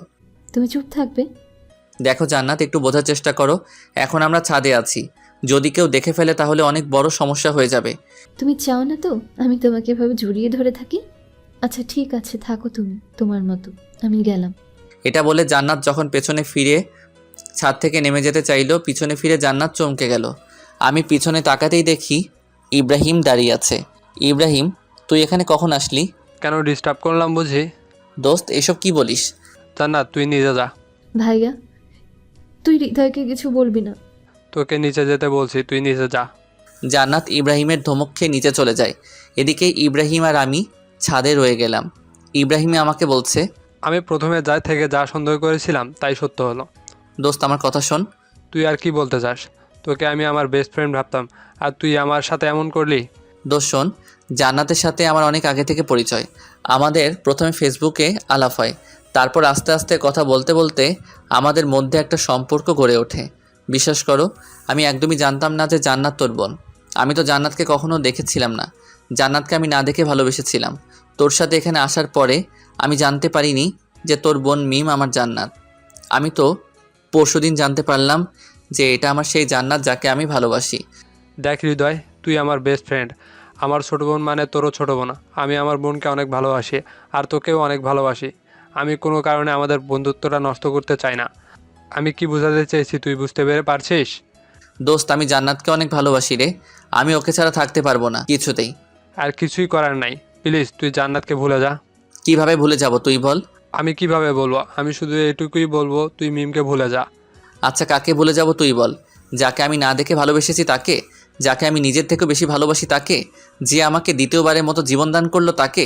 যে আমাকে বিশ্বাস করে আমার সাথে সারা জীবন কাটানোর প্রতিজ্ঞা করেছে তাকে? তুই বল, আমি কিভাবে ভুলে যাব? শোন হৃদয়, তোকে সব কিছু ভুলে জান্নাতকে ভুলে যেতে হবে। আমি আমার জীবনকে কষ্ট দিতে পারবো না, আর আমি কখনোই আমাদের বন্ধুত্বটা নষ্ট করতে চাই না কিছুতেই। প্লিজ, তোকে আমার বন্ধুত্বের কসম। তুই এটা কি করলি? তুই কেন বললি এটা? আমি জান্নাতকে কিভাবে ভুলে যাব? হৃদয়, তুই নিজেকে শক্ত কর। আর হ্যাঁ, আমি তোকে যে এসব বলছি তা যেন জান্নাত কিছুতেই জানতে না পারে। আচ্ছা ঠিক আছে। আচ্ছা চল, এখন নিচে যাই। প্লিজ তুই যা, আমাকে একটু একা থাকতে দে। ঠিক আছে, কিন্তু কথাটা মনে রাখিস। তোকে বললাম তো তুই যা এখান থেকে। ওকে, আমি যাচ্ছি। তাই বলে ইব্রাহিম নিচে চলে গেল। আমি একা ছাদে দাঁড়িয়ে আছি, কিছুতেই চোখের জলকে থামাতে পারছি না। আমি জান্নাতকে কিভাবে ভুলে যাব? যে আমার নিঃশ্বাস, যার সাথে একটা মুহূর্ত কথা না বললে আমার খুব কষ্ট হয়, তাকে কি করে ভুলে যাব? ইব্রাহিম, তুই আমাকে কেন আমাদের বন্ধুর কসম দিলি? আমি কি জান্নাতকে কিছুতেই ভুলতে পারবো না রে? প্লিজ তুই কসমটা উঠিয়ে নিয়ে অনেকক্ষণ ধরে ছাদে একা একা দাঁড়িয়ে কান্না করছি। জানি না পাগলিটা নিচে কি করছে। যদি আগে জানতাম জান্নাত ইব্রাহিমের বোন, তাহলে হয়তো কখনোই তাকে ভালোবাসতাম না। কিন্তু আমি তো জান্নাতকে আগে থেকেই ভালোবাসি, তাহলে কেন হচ্ছে আমার সাথে এমনটা? জান্নাত, তুমি আমাকে মাফ করে দিও। হয়তো আর কখনো তোমাকে ভালোবাসি কথাটা বলতে পারবো না। অনেকক্ষণ ছাদে দাঁড়িয়ে কান্না করার পর নিজেকে অনেক দুর্বল মনে হচ্ছে, তাই ছাদ থেকে নেমে রুমে গিয়ে শুয়ে আছি। ব্যাগে কিছু ঘুমের ওষুধ ছিল, সেগুলোকে ঘুমিয়ে আছে, যাতে জান্নাত আমাকে ডাকলে আমি সাড়া দিতে না পারি। আমি ঘুমিয়ে আছি গভীর ঘুমে। রাত 3টায় ঘুম ভাঙল। ঘুম ভাঙতেই দেখি আমার পায়ের কাছে কে যেন বসে গুমড়ে গুমড়ে কাঁদছে। আমি ভালো করে চোখ ঘষে নিয়ে তাকিয়ে দেখি জান্নাত। কি ব্যাপার জান্নাত, তুমি এত রাতে এখানে? আমি সরি হৃদয়, তখন তোমার কথা আমি শুনিনি। তখন যদি তোমার কথা আমি শুনতাম তাহলে আজ ভাইয়ের কাছে ধরা খেতাম না। আরে পাগলি, কান্না করো কেন? একদিন একদিন সবাই তো জানতেই পারতো, তাই না? ভালো হয়েছে ইব্রাহিম জানতে পারছে। যদি আঙ্কেল আন্টি কেউ দেখতে পেতো তাহলে আমাকে অনেক খারাপ ভাবতো। এখন আমি কি করব? মা বাবাকে আমাদের সম্পর্কের কথা জানাবো? পাগল নাকি? এখন আঙ্কেল আন্টি এসব জানতে পারলে আমাদের ভুল বুঝবে। আঙ্কেল আন্টি কখনো এটা মেনে নেবে না, কারণ আমি একটা বেকার ছেলে। কোনো মা বাবা তার মেয়েকে বেকার ছেলের হাতে তুলে দিতে চাইবে না। তাহলে এখন কি করব? প্লিজ কান্না করো না, তোমার কান্না আমি সহ্য করতে পারছি না। তাহলে এখন কি করব তুমি বলো? দেখো জান্নাত, এখন আর আমাদের কিছু করার নেই। প্লিজ তুমি এখন আমাকে ভুলে যাও। কি? আমি তোমাকে ভুলে যাব? জান্নাত প্লিজ একটু বোঝার চেষ্টা করো। আমাদের সম্পর্কটা কন্টিনিউ করা সম্ভব না। ইব্রাহিমকে আমি আমার ভাইয়ের চেয়ে অনেক বড় কিছু ভাবি। ইব্রাহিম কষ্ট পাবে এমন কোনো কাজ আমি করতে পারবো না। প্লিজ জান্নাত, তুমি আমাকে ভুলে যাও। আমি কিছুতেই তোমাকে ভুলতে পারবো না। তোমাকে ছাড়া আমি এক মুহূর্তে থাকতে পারি না, তুমি জানো না? প্লিজ জান্নাত, এমন পাগলামি করো না। কেন তুমি আমার জীবনে আসলে? কেন তুমি আমাকে এতটা ভালোবাসলে? কেন তুমি আমায় এতটা পাগল করলে? কেন এখন তুমি আমায় ভুলে যেতে বলছো? জানি না। আচ্ছা, একটা কাজ করলে হয় না? কি কাজ? চলো না আমরা কোথাও পালিয়ে যাই। কিছুতেই না। আমি আমার মা বাবাকে কষ্ট দিতে পারবো না। আমি আমার বেস্ট ফ্রেন্ডকে কষ্ট দিতে পারবো না। আমি তো আমার মা বাবাকে কষ্ট দিতে পারবো না, কারণ মা বাবাকে কষ্ট দিয়ে কখনো সুখে থাকা যায় না। আর তাই প্লিজ আর পাগলামি করো না। এতদিন যা হয়েছে ভেবে নাও সব কিছু ভুল ছিল। মনে করো তোমার সাথে আমার কোনো দিন দেখা হয়নি, তোমার সাথে কোনো দিন আমার আলাপ হয়নি, তোমার সাথে কোনো রিলেশনই ছিল না আমার। আমি কিছুতেই পারবো না এটা। এই পাগলি, প্লিজ আর কান্না করো না। আচ্ছা তুমি বলো, তুমি আমাকে ভুলে থাকতে পারবে? হ্যাঁ পারবো। সত্যিই তুমি পারবে আমাকে ভুলে থাকতে?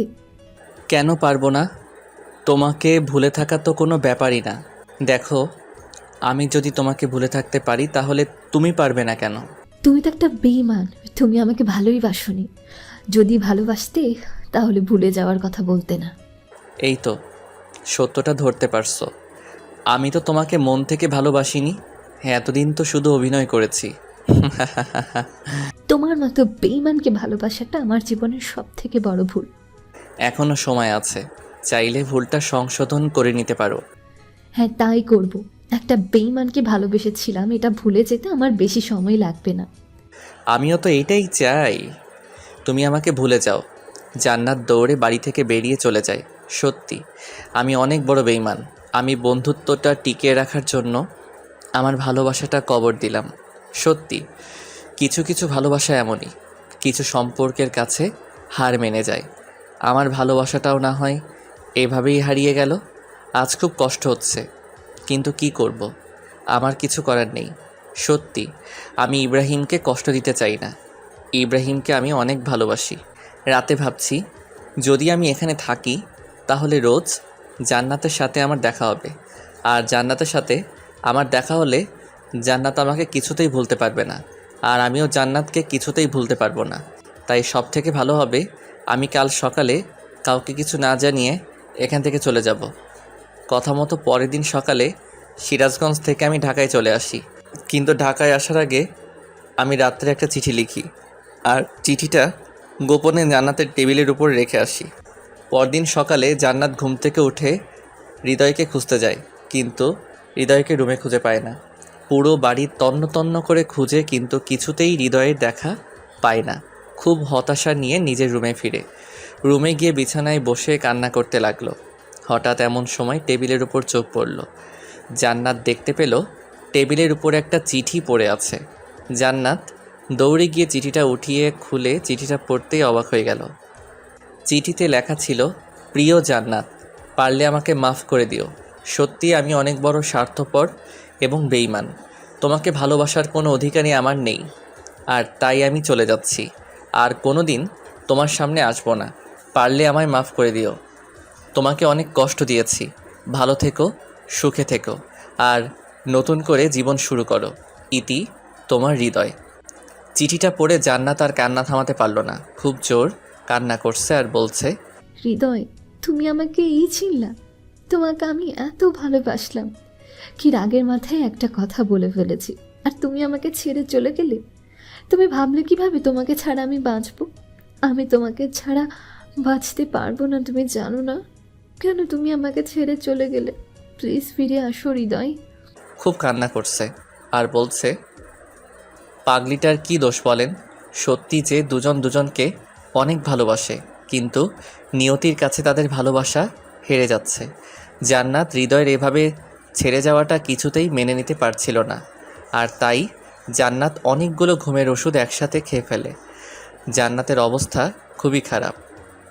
বাসায় জান্নাতের পাগলামি ব্যাপারটা বুঝতে পেরে সবাই তাড়াতাড়ি করে হাসপাতালে নিয়ে যায়। জান্নাত এখন অপারেশন থিয়েটারে আছে। ডাক্তাররা জান্নাতের চিকিৎসা করছে। অনেকক্ষণ চিকিৎসা করার পর ডাক্তার অপারেশন থিয়েটার থেকে বেরিয়ে বাসার সবাইকে বলল, পেশেন্টের অবস্থা অনেক খারাপ, স্টমাক ওয়াশ করা হয়েছে, এখন বাকিটা আল্লাহর উপর। কি বলছেন ডাক্তার? আমার মেয়েটাকে যে করেই হোক সুস্থ করে তুলতে হবে ডাক্তার। দেখেন, আমি আমার বেস্টটাই দিয়ে ট্রাই করেছি, কিন্তু বাকিটা আল্লাহর হাতে। আপনারা সবাই আল্লাহর উপর ভরসা রাখুন। এটা বলে ডাক্তার চলে যায়। এদিকে বাসার সবাই প্রচুর কান্না শুরু করে। সবার অনেক আদরের মেয়ে জান্নাত, সবার ছোট মেয়েটা অনেক চঞ্চল, তাই সবাই জান্নাতকে অনেক ভালোবাসে। জান্নাত এখন আইসিইউতে রাখা আছে। 3 ঘন্টা পর আইসিইউ থেকে একটা নার্স বেরিয়ে সকলের উদ্দেশ্যে বলে, আপনাদের মধ্যে হৃদয় কি? কেন, কি হয়েছে? পেশেন্ট বারবার হৃদয় নামটা বলছে। যদি পারেন হৃদয়কে একবার রুমে পাঠিয়ে দিন, হয়তো পেশেন্ট সুস্থ হয়ে উঠতে পারে। ঠিক আছে নার্স, আমরা চেষ্টা করব। ইব্রাহিম মনে মনে ভাবছে, মা বাবাকে এখন আমি কি জবাব দিব? মা বাবাকে আমি কিভাবে বলবো যে আজ জান্নাতের অবস্থার জন্য হৃদয় দায়ী? আজ আমার বোনটা হৃদয়কে ভালোবাসে বলে এই অবস্থা হয়েছে। মা বাবাকে উল্টাপাল্টা কিছু বলে ইব্রাহিম ম্যানেজ করে নেয়।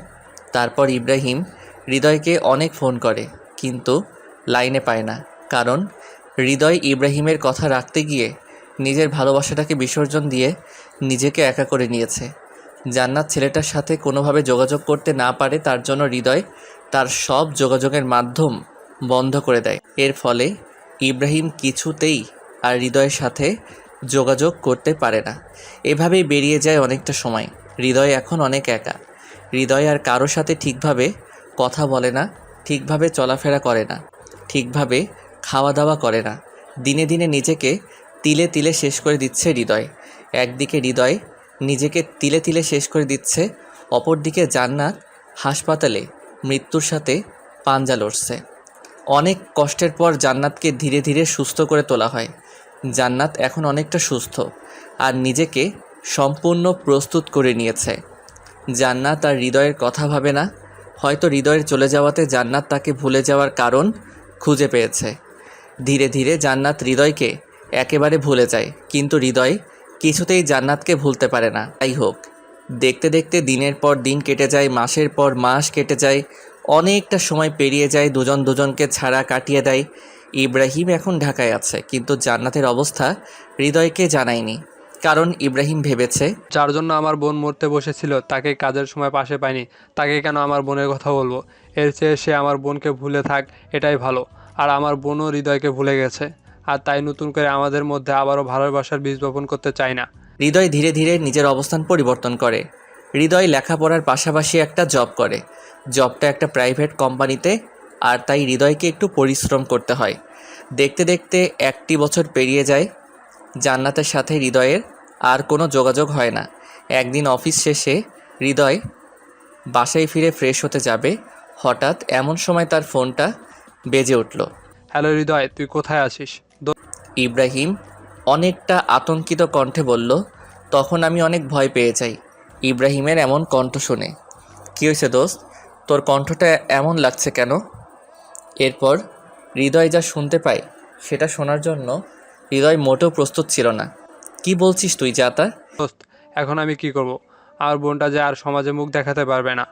এটা শুনে হৃদয় বাসা থেকে এক দৌড়ে বেরিয়ে গাড়ি ধরে সিরাজগঞ্জ চলে যায়। সিরাজগঞ্জ গিয়ে সোজা হাসপাতালে চলে যায়। হাসপাতালে গিয়ে দেখতে পায় জান্নাত একটা বেডে শুয়ে আছে। তার পাশে চাচা চাচি দাদা দাদি বসে আছে আর কান্না করছে। আমি কি বলবো বুঝতে পারছি না। সত্যি আমার অনেক কষ্ট হচ্ছে। আমি ভাবতেও পারিনি আমার জান্নাতের সাথে এমনটা হবে। আপনারা ভাবছেন জান্নাতের সাথে কি হয়েছে, তাই তো? আজ জান্নাতের গ্যাং রেপ হয়। হ্যাঁ, আপনারা যা শুনেছেন সত্যি। আজ জান্নাতের সতীত্ব নষ্ট করে দেয় এলাকার বাজে কিছু ছেলে। হৃদয় জান্নাতের কাছে গিয়ে জান্নাতের হাতে হাত রেখে বলে, এসব কি করে হলো? কি হলো জান্নাত, বলছো না কেন? কি হলো জান্নাত, কিছু বলছো না কেন? আমার সাথে কথা বলবে না? দেখো, আমি অতীতে যা করছি তার জন্য তুমি আমাকে শাস্তি দিও, কিন্তু প্লিজ এখন কথা বলো। জান্নাত কারোর সাথে কথা বলছে না বাবা। কেন কথা বলছে না চাচা? মেয়েটার সাথে যা হয়ে গেল, এরপর কিভাবে মেয়েটা কথা বলবে? কিভাবে এত কিছু হয়ে গেল আমাকে কেউ বলবে প্লিজ? সুজন আমার হাত ধরে টেনে নিয়ে হাসপাতালের ছাদে চলে যায়। তারপর সুজন বলে, ভাই আমি বলছি কি হয়েছিল। তাড়াতাড়ি বলো কি হয়েছিল। তারপর সুজন হৃদয়কে বলতে লাগলো কিভাবে এত কিছু হলো। আজ জান্নাতের কলেজ বন্ধ ছিল, তাই আমি জান্নাতকে জোর করে আমার স্কুলে নিয়ে যেতে চেয়েছিলাম। আর তাই জান্নাত আপুকে নিয়ে আমি স্কুলের উদ্দেশ্যে রওনা দিই। মাঝ রাস্তায় যেতে দেখি কিছু বকাটে ছেলে রাস্তার পাশে বসে আছে। সেগুলোকে দেখেই বোঝা যাচ্ছিল তারা অনেক খারাপ, অনেক বাজে। তারা অনেক বাজে বাজে কথা বলছিল। তারা বলছিল, ইস মামা কি জিনিস রে, ওহ মামা ফিগারটা দেখেছিস? এমন আরো অনেক বাজে কথা বলছিল। জান্নাত আপু এগুলো সহ্য করতে না পেরে ওই ছেলেগুলোর কাছে গিয়ে জান্নাত আপু জুতা খুলে একটি ছেলের গায়ে জুতার বাড়ি মারে আর বলে, তোদের ঘরে মা বোন নেই? জীবনে কোনোদিন মেয়ে দেখিসনি? মায়ের দুধ খেয়ে বড় হোসনি? মেয়ে দেখলে জিভে পানি আসে কেন? কুত্তার বাচ্চা। আপু এমন কথা শুনে ছেলেগুলো হঠাৎ করে বসা থেকে লাফ দিয়ে উঠে জান্নাত আপুকে জোর করে ধরে উঠিয়ে নিয়ে যেতে লাগলো।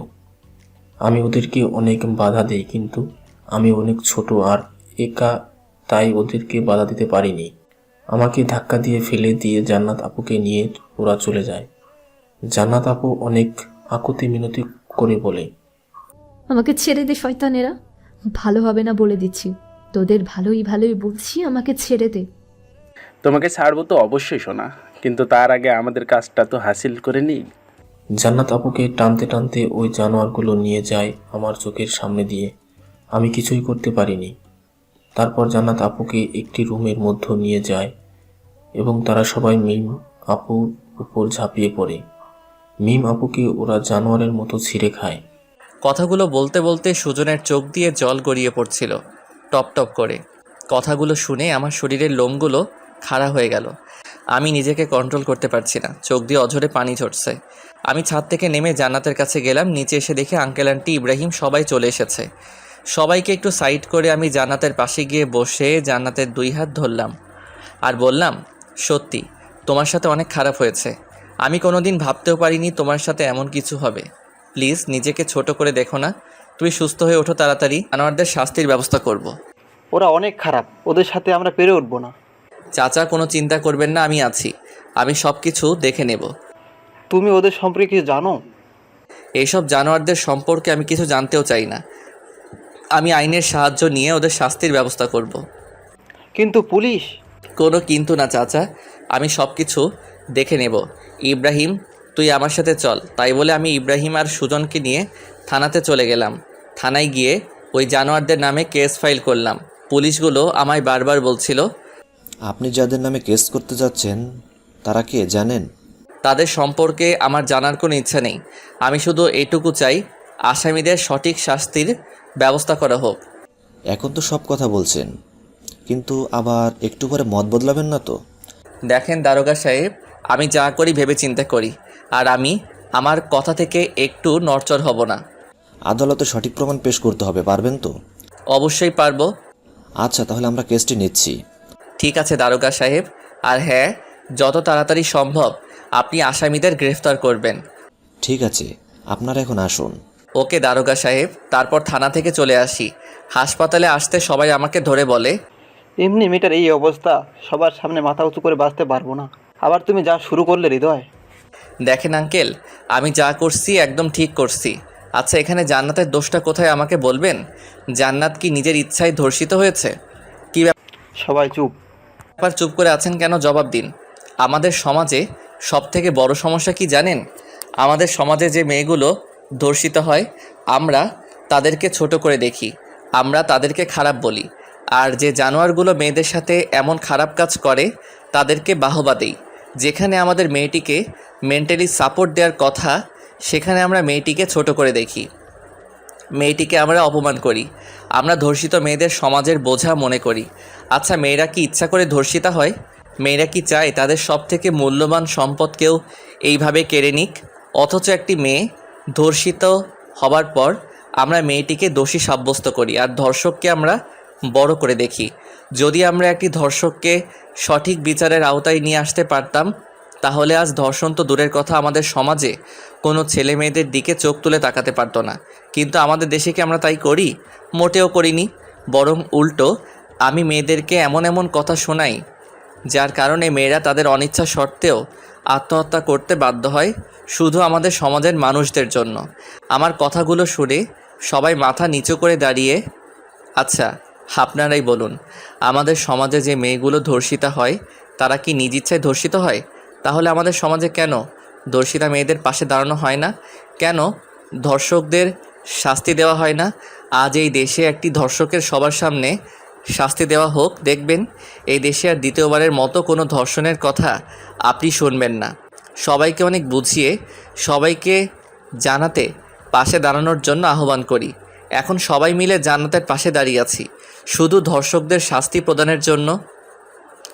কিছুক্ষণ পর কিছু গুন্ডা টাইপের ছেলে পেলে আমাদের কাছে এসে ছুরি, ডামদা, পিস্তল এসব দেখে ভয় দেখাচ্ছে আর বলছে, যদি তোরা ভালো চাস আর তোদের মেয়েকে সুস্থ দেখতে চাস তাহলে কেসটা উঠিয়ে নে। তোরা কি করতে পারিস আমি দেখে নেব। আমি আমার যথেষ্ট চেষ্টা করে তোদের শাস্তির ব্যবস্থা আমি করব। তোর সাহস তো কম না, তুই আমাদের বিরুদ্ধে মামলা করেছিস, আবার আমাদের মুখের ওপর কথা বলছিস। তোদের মতো কুত্তার সাথে কথা বলতে আমার বয়ে গেছে। তোদের মতো কুত্তার দিকে তাকাতেই আমার ঘৃণা লাগে। কি বললি মাদার? এটা বলে একজন হৃদয়ের পেটে ছুরি ঢুকিয়ে দেয়। হাসপাতালের মেঝে হৃদয়ের রক্ত দিয়ে মেখে একাকার হয়ে গেল। হৃদয়ের অবস্থা অনেক খারাপ। হৃদয় মাটিতে লুটিয়ে পড়ল। সবাই এমন দৃশ্য দেখে ভয়ে আতঙ্কিত হয়ে কাঁপতে শুরু করলো। তারপর ওই বখাটেগুলো বলল, যদি কেসটা না উঠিয়ে নিস তাহলে একে একে সবাই মারা পড়বি। কথাটা খুব ভালো করে মাথায় ঢুকিয়ে নে। এটা বলে সবাই চলে গেল। সবাই হৃদয়কে ধরাধরি করে আইসিইউতে নিয়ে যায়। ডাক্তার তাড়াতাড়ি এসে চিকিৎসা শুরু করে দেয়। হৃদয়ের অবস্থা অনেক সিরিয়াস। একদিকে জান্নাতের অবস্থা খারাপ, অপরদিকে হৃদয়ের সিরিয়াস অবস্থা। কি করবে সবাই ভেবে পাচ্ছে না। এমন সময় ইব্রাহিমের বাবা বলল, এসব বকারি ছেলেপিলের সাথে লাগা আমাদের মোটেও সঠিক হয়নি। ইব্রাহিম, তুই থানায় গিয়ে কেসটা উঠিয়ে নিয়ে আয়। ইব্রাহিম কি করবে বুঝতে পারছে না, তাই আঙ্কেলের কথা শুনে ইব্রাহিম থানায় গিয়ে কেসটা উঠিয়ে নিয়ে আসে। হৃদয়ের অপারেশন শেষ, কিন্তু এখনও জ্ঞান ফেরেনি। অনেক রক্ত ঝরেছে, তাই অবস্থা অনেকটাই খারাপ। হৃদয়ের মা বাবাকে হৃদয়ের এমন অবস্থা জানানো হয়নি, কারণ হৃদয়ের মা বাবা এসব জানতে পারলে অবস্থা আরও খারাপ হয়ে যাবে। সবাই অনেক চিন্তায় আছে। ডাক্তার সবাইকে বলল, দেখেন রুগীর অবস্থা অনেক খারাপ, কখন কি হয়ে যায় কিছু বলা যাবে না। রুগীর জ্ঞান না ফেরা পর্যন্ত আমরা কিছুই করতে পারবো না। এটা কি বলছেন ডাক্তার? হৃদয়কে যে করে হোক সুস্থ করেই তুলতে হবে।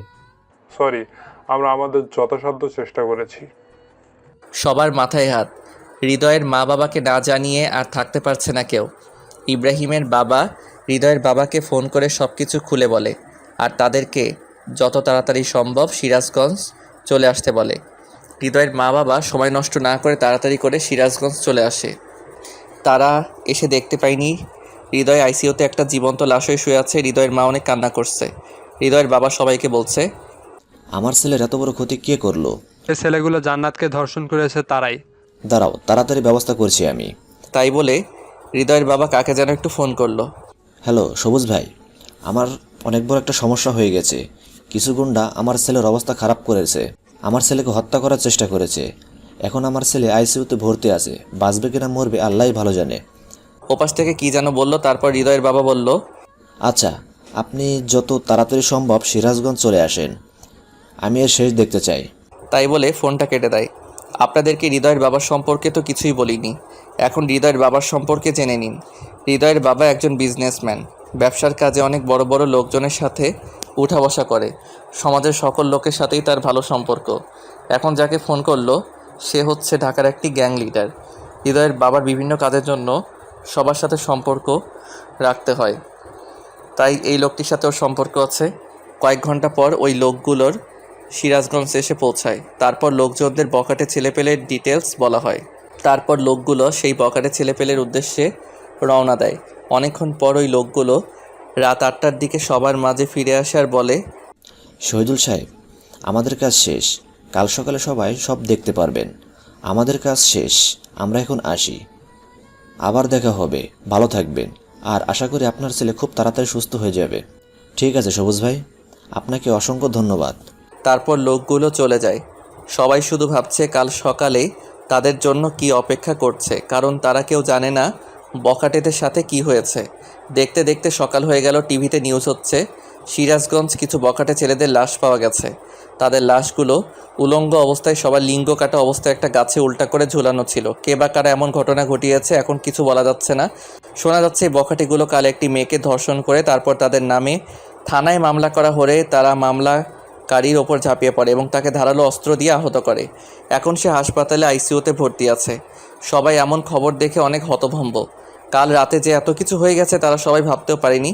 সত্যি ধর্ষকদের শাস্তি এমনই হওয়া উচিত, যাতে করে কেউ দ্বিতীয়বার আর কোনো মেয়ের দিকে চোখ তুলে তাকাতে না পারে। পরের দিন বিকাল 4টায় হৃদয়ের জ্ঞান ফেরে। জ্ঞান ফিরতেই সবাই হৃদয়ের কাছে ভিড় জমায়। সবাই অনেক খুশি, কারণ হৃদয়ের জ্ঞান ফিরেছে। হৃদয়ের মা বাবা হৃদয়কে বলে, বাবা তুই কোনো চিন্তা করিস না, তুই তাড়াতাড়ি সুস্থ হয়ে যাবি। বাবা, জান্নাতের কি খবর এখন? জান্নাত এখন ভালো আছে, তুই একটু নিজের চিন্তা কর। আর তুই যেই মেয়েটার জন্য এত রিস্ক নিতে গেলি কেন? যদি আজ তোর কিছু হয়ে যেত তাহলে আমরা কি নিয়ে বাঁচতাম? মা বাবা, আমার কিছুই হবে না, আমি জানি, কারণ তোমাদের দোয়া সবসময় আমার সাথে আছে। আর জান্নাতকে আমি নিজের থেকে অনেক বেশি ভালোবাসি, তাই ওর জন্য এইটুকু করা আমার কাছে কিছুই না। তুই সত্যি অনেক বড় একটা পাগল। হ্যাঁ, আমি তো পাগলই, শুধু জান্নাতের জন্য। আচ্ছা, ওই বকাটে ছেলেদের কি খবর এখন? পুলিশেরা কি ওদেরকে গ্রেফতার করেছে? ওদের অবস্থা শেষ, ওরা কেউ বেঁচে নেই। কি হয়েছে ওদের, আর কিভাবে হয়েছে? তোর সব না জানলেও চলবে। এখন তাড়াতাড়ি সুস্থ হয়ে ওঠ, আমরা আর কিছু চাই না। ঠিক আছে বাবা, এখন হাসপাতালে একটা আনন্দমুখর পরিবেশ সৃষ্টি হয়। দেখতে দেখতে কিছুদিন কেটে যায়। হৃদয় এখন অনেকটা সুস্থ হয়ে ওঠে। হৃদয় তার মা বাবাকে জান্নাতকে বিয়ে করবে এমন কথা জানায়। হৃদয়ের বাবা বলে, তুই জান্নাতকে বিয়ে করবি, কিন্তু ও যে এখন সমাজের মুখে খারাপ হয়ে গেল। জান্নাত যে ধর্ষিতা হয়েছে সেটা নিজের দোষে না, তাকে ধর্ষণ করা হয়েছে। আর সবথেকে বড় কথা হচ্ছে আমি জান্নাতকে অনেক ভালোবাসি। জান্নাতকে ছাড়া আমি বাঁচব না। আর জান্নাতের জন্য আমি এত কিছু করলাম, কিন্তু শেষে এসে তাকে পাবো না, এটা তো কিছুতেই হতে পারে না। আমি যদি বিয়ে করি তাহলে জান্নাতকেই করব। হৃদয়ের এমন বক্তব্য শুনে তার বাবা আর কিছু বলতে পারল না। হৃদয়ের বাবা জান্নাতের বাবার কাছে বিয়ের প্রস্তাব পাঠালো। সবাই বিয়েতে রাজি হয়ে গেল, কারণ সবাই দেখেছে হৃদয় জান্নাতকে কতটা ভালোবাসে। আজ হৃদয় আর জান্নাতের বিয়ে, খুব ধুমধাম করে বিয়েটা হয়ে গেল। ইব্রাহিম হৃদয়কে বলছে, এই দোস্ত, আমি ভুল ছিলাম রে, আমাকে মাফ করে দিস। আমার জন্য তুই অনেক কষ্ট পেয়েছিস। আমি চাইছিলাম না আমাদের বন্ধুত্বটা কোনোভাবে ভেঙে যাক। যতদিন আগে আমার বোনের সাথে বিয়ে হতো, যদি আগে আমার বোনের সাথে বিয়ে হতো তাহলে তোদের মধ্যে ঝগড়া হতো, মারামারি রাগারাগি হতো, আর তখন আমি নিজেকে ঠিক রাখতে পারতাম না। তখন তোর সাথে আমার সম্পর্কটা নষ্ট হয়ে যেত। আর আমি আমাদের এই বন্ধুত্বটা নষ্ট করতে চাইছিলাম না, তাই আমি তোকে নিষেধ করেছিলাম। আমাকে মাফ করে দিস দোস্ত। আর আমার বোনের খুব যত্ন নিবি। যদি কোনো দিন আমার বোনের চোখের এক ফোঁটা জল আসে তাহলে তোকে খুন করে ফেলবো। এই বোকা, তুই আমার বেস্ট ফ্রেন্ড, তুই ভাবলি কিভাবে তোর সাথে আমার সম্পর্কটা নষ্ট হয়ে যাবে? জান্নাতকে তো আমি আমার নিজের থেকে অনেক বেশি ভালোবাসি, তাই ওকে কষ্ট দেওয়া তো অনেক দূরের কথা, ওকে রাখতে পর্যন্ত দেব না। আয় দোস্ত, বুকে আয়। তারপর দুজন দুজনকে জড়িয়ে ধরে কান্না করে দেই। এই কান্না কষ্টের কান্না না, সুখের কান্না। তারপর হৃদয় ইব্রাহিমকে ছাড়িয়ে বলে, এই শালা, তোর বোন অপেক্ষা করছে আমার জন্য, বাসরাত তো পেরিয়ে যাবে। হারামি, তুই এতদিন আমাকে শালা শালা বলছিস, আর আজকে সত্যি সত্যি শালা হয়ে গেলাম।